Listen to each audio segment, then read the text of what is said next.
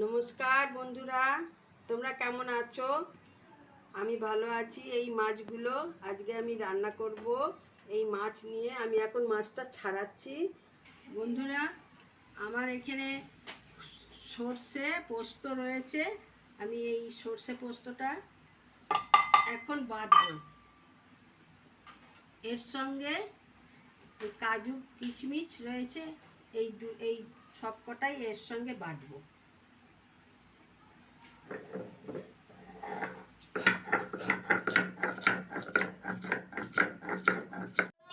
আমার বাটনাটা হয়ে গেছে। এই এখন এই মাছগুলোর মধ্যে এই নুন, হলুদ, লঙ্কা সব আমি মাখাবো। মাখিয়ে আমি 10 মিনিট মতন রেখে দেবো। 10 মিনিট আমার মাছ মাখানোটা হয়ে গেছে। আমি এবার তেল গরম করতে দিয়েছি, আমি মাছগুলো তেলে দিচ্ছি।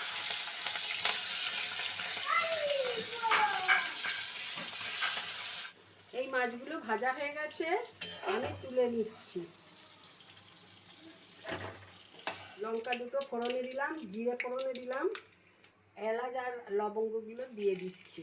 এর মধ্যে দারচিনিও একটু দিলাম, দিয়ে দিচ্ছি।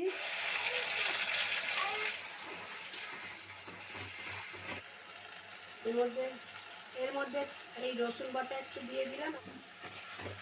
এই আমার বাটনাটা আগে ছিল, এই যে কাজু কিশমিশ সর্ষে পোস্ত বাটনা ছিল, এই বাটনাটা আমি এখন দিয়ে দিচ্ছি।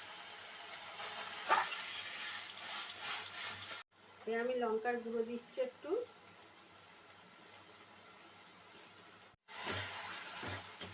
ফেটানো দইটা দিয়ে দিচ্ছি, বাটি ধুয়ে একটু জল দিচ্ছি,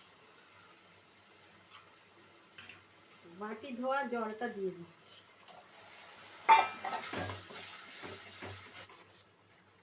পরিমাণ মতো নুন দিচ্ছি।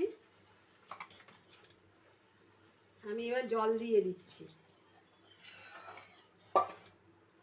এবার মাছগুলো দিয়ে দিচ্ছি।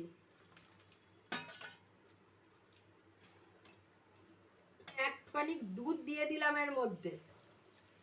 আর আমি গরম মশলা একটু দিয়ে দিচ্ছি। এবার নামিয়ে ফেলবো।